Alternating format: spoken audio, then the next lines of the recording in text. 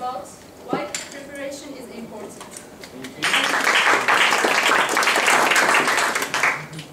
Let me start asking a question related to the topic. Who gets excited on the stage? Alright, great. Ladies and gentlemen, to me, preparation is antidote of excitement. Let me tell you again, preparation is antidote of excitement. If you prepare well, you will feel less excited here, because you will feel familiar with the flow, familiar with what you will do. And in this short training, about 10 minutes, I will go through some of the tactics you already know, but my KPI, my goal here is if you take a note that say, hey, this could be interesting, let me try that, that would be a very good outcome for me, because you are all people of speeches. Speech preparation is one of your interests, that's why you are sitting here. So that's my goal. A dear mentor of mine once said, let the speech live in your mind at least a week. That really changes things, because you go through the speech, you live with it a little bit, and it just occupies some thinking on your mind. And believe me, it makes all the difference. Because imagine you have a nice topic, you have some understanding of the topic, however, you just put the speech preparation and everything in the last 1 day or 2 days. So that is not deep enough to really feel confident about the speech. In this training, I will talk about some tools and the support mechanism, support network, while preparing our speeches in Istanbul Toastmasters. Okay. Before taking your pencil and start writing to an empty A4 paper the words of your speech, I'm kindly asking you to ask certain questions, even before everything. Just the speech is somewhere in cloud, some idea, some thinking. One of these questions is, why? Why am I doing this speech? This is not an easy question. Don't tell me I have pathway system, and in the second pathway system there is a goal of a speech, so that's why I'm doing this speech. No, don't say that. Think about or come up with a story of you. Come up with something in your office. Come up with a discussion with a relative of yours. Come up with something that you feel emotional about. Or think about something that you want to open your heart and share with us. Preferably a personal experience, but you can also get inspired by a newspaper article about forests or something. It can be a powerful speech, but answer this question with yourself in advance. That's very important. The second one, what's the single unique message? Also, don't underestimate this. You should be able to tell the whole speech of yours in one sentence. In one sentence. It's not that easy, ladies and gentlemen. Believe me, in your next speech, please think about these two questions. And we can practice, we can tell each other. I mean, there are documentation, there are Excel sheets to fill, it's all available. But this is important, and just to tip, in the end of this speech, this training speech, I will ask you what my message was. Let's see if I could make it right, okay? Alright, there are now 3 levels of a speech. So we have ethos. It represents trust and authority. That means, are you a trustable person to talk about this? Why shall I believe you? Or what is your reputation about this certain topic? You have to create this credibility. That's the first level. Okay? So there might be disconnects. It can happen. You can make a speech about really very non-related topic. It's also possible. But do something that we got to a perception that it's worth listening to you, because you are somehow invested on this, or you are related to this, or you live something around it. So the first question also to build, get your credibility on the stage. So you are the one eligible to make this speech. The second one is about logic, logos. You can always do cause and effect and logic connections to build up your story, because you need also convince, persuasion of us. You have a message and you love this message, you look about it.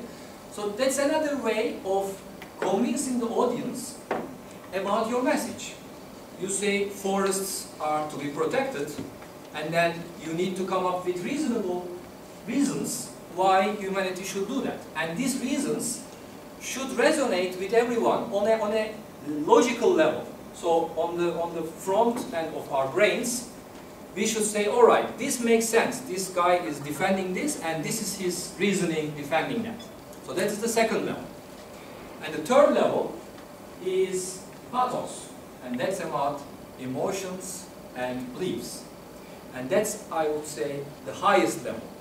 When you can reach the hearts of your audience, when you can show your emotions, and when you can appeal to the emotions of the audience, then you are on the top level.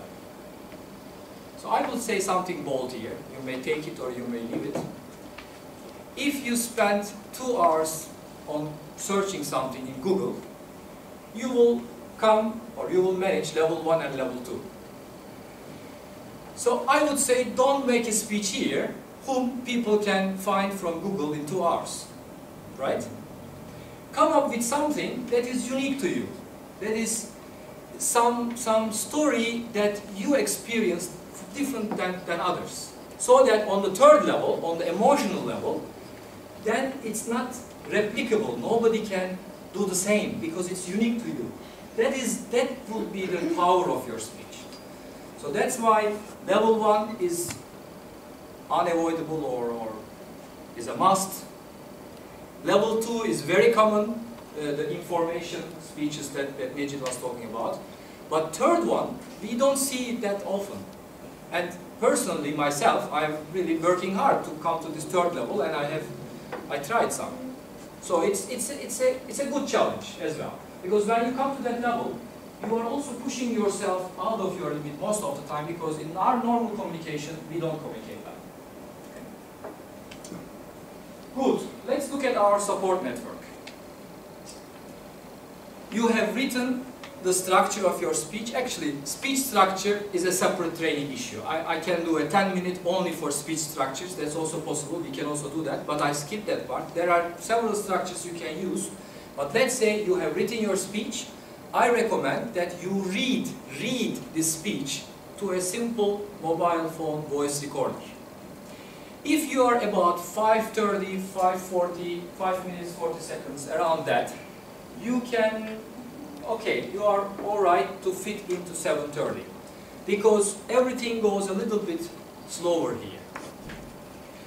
When you read, if you are at about 7 minutes, I can assure you, you will be disqualified by hitting 7:30 or something. That is nearly a given, but test it. I mean, read your speech, it's 7, and then come and do the speech here, and let's see how long it takes. It's because here things get mixed up. I made a speech last night in Anatolia Toastmasters, and I skipped because normally I was okay with 7:30, but I mean 2 paragraphs is gone, and then I was with red when I finished. So things go in a different way. It was the first time I was doing it, and I will do it again. But that is a little tip. If your reading is about 5:30 to 6, then you will be alright with 7:30. So use your time accordingly. That is a nice one. Again, from my mentor. That's another bold one, but interesting. You remember the message? Now you have your message, right? 1 sentence written. This is my message. This is what I will be giving as a message. If there is something really interesting in your speech, you know the audience will love it. They are laughing at it, and you get all their attention. If it doesn't serve to that message, sorry, kick it out. Think about it.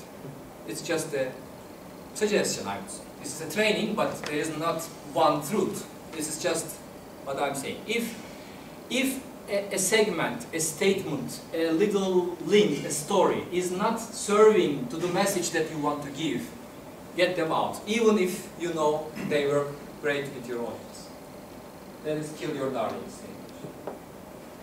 Okay, this changes from one level to another. If you are a new speaker, I would start with audio 15 times or more, and you will feel that the lip, the words are then with you. And after 15 times, you will feel alright with the logic, as well as the articulation of the words will be there. As you get more experienced, it will get less. You know, I mean, it depends on, of course, the topic of the speech. If it's research and there are a lot of things to learn, it takes more time. But usually for new starters, 10 plus is a good number. Okay, you made a lot of audio recordings, you feel fine about it. Now your lips are there, the words are coming logically, and you have a flow of your speech. Then, like a chocolate on top of the cake, and think about, where will you pose?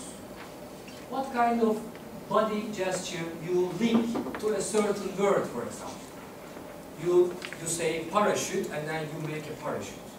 So link a word to a gesture, so that it's together. Think about your voice.